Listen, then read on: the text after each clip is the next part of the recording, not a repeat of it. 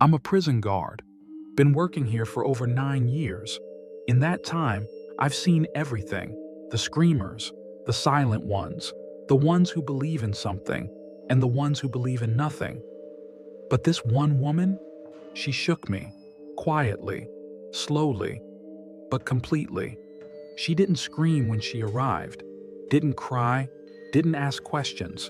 She just walked in, placed her shoes neatly by the door, folded her blanket with care, and sat on the edge of the bed. Didn't say a word. At first, she was like anyone else. She slept, ate, followed instructions. But after about 2 weeks, things started to change. One of the night guards said, "She talks to herself. Not loud, just whispering. But not to her cellmate.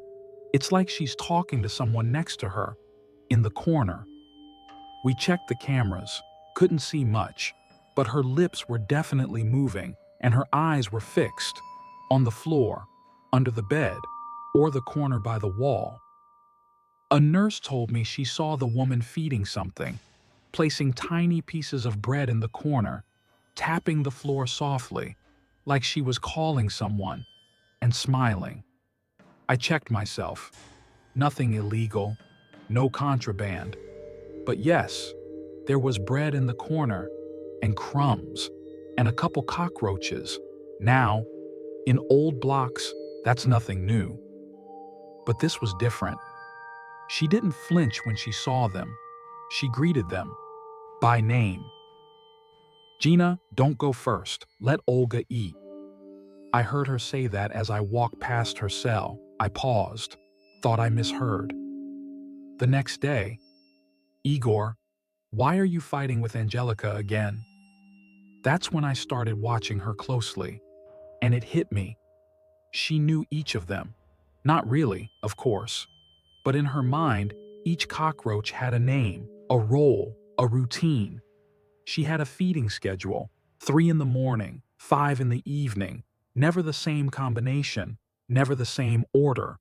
Once during a random check, I found her kneeling by the wall, in her hands, a small piece of paper, filled with numbers. "This is their schedule," she said calmly. "Olga didn't come today. I'm worried." I didn't know what to say. Her cellmate looked terrified.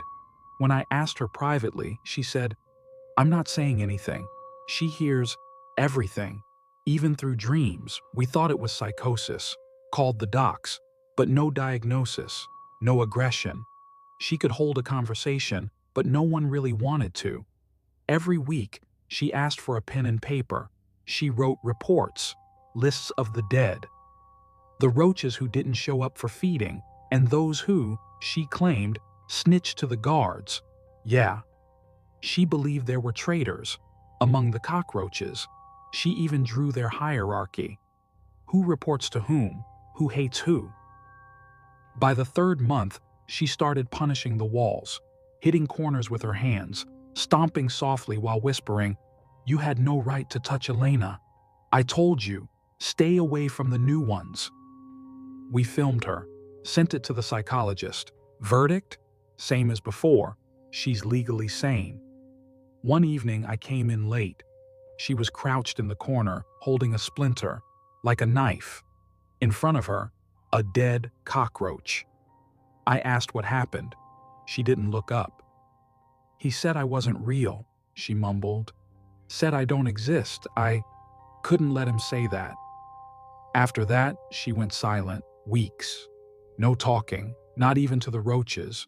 Just stared at the walls, sometimes smiled, quietly, almost peacefully. Then, she started writing again. "I've restored order," she told me.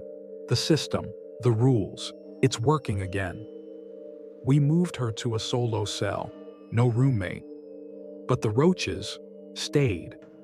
Or she made them stay. She created a new chart, new names, new roles, but still called some by their old names. We found a notebook, every page filled. Charts, lists, names, dates of betrayal, disappearances, even rebirths. One day, I asked her directly, "Why do you do this?" She looked up at me, calm, no fear, no anger, like we were just talking about the weather. Because they stayed, she said. Only they stayed. People die, people betray, but they're always here, and they understand. You just don't know how to listen. I left without another word. It's been 2 years since. She's still here, calm, smiling. She has new ones now. She whispers to them in the corner. And if you ever walk into her cell, watch your step. Don't step on George. He's very sensitive.